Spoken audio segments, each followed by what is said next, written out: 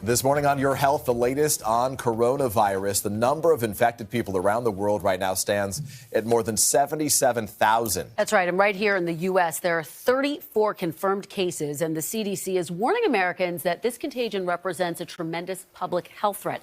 NBC News medical contributor Dr. Natalie Azar is here with more. Thank you, Dr. Natalie, for being here. We appreciate it. Thank you. What do you make of this uptick? How concerned should Americans be about it? Well, Kristen, we've certainly anticipated that we're going to have more cases in the U.S. And while the threat of a global pandemic is definitely real, and it is a public health importance in this country, officials here are still maintaining that the risk to the general public is, in fact, still very low. How prepared are health and government officials for this coronavirus? I mean, that's the real concern, right? That's the real concern. Are we being sufficiently protected? Correct. So, Peter, the CDC is actively reviewing its global pandemic preparedness, and it's communicating very directly with health, care systems and hospitals and communities in this country. So hospital preparedness is incredibly important, and that includes reinforcing infection control procedures, making sure that hospitals are prepared for an influx of patients, and making sure that healthcare workers have adequate supplies. Additionally, more on the frontier,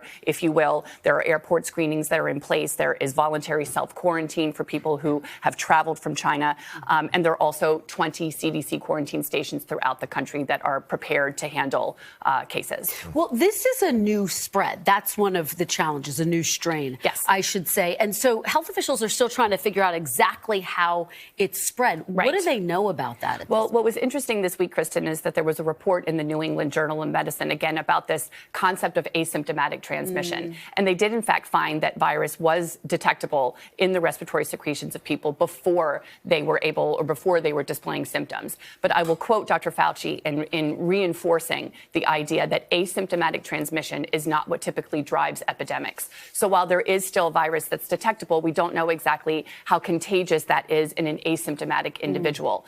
Conventionally, traditionally, when we talk about infectious diseases, the more symptomatic an individual is, that's the time when bacteria or viruses are more evident and are more likely to be transmitted. And there's no good time for anything like this, but it's also flu season. Right. So are hospitals prepared for the potential of a coronavirus outbreak on top of the flu? Well, look, that's what they're working on right now. As I mentioned before, part of that hospital preparedness is to prepare for influx.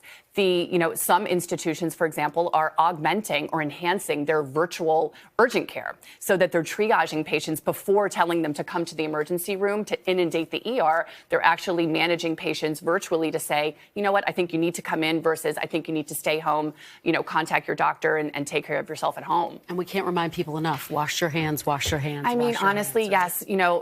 Absent an effective treatment or vaccine, which is not yet available, it's those simple hygiene things that can really, really go a long way. Break out the Clorox wipes as well. Indeed. Dr. Azar, good to see you. Good to see you both. As always, Thank you. Appreciate the great information.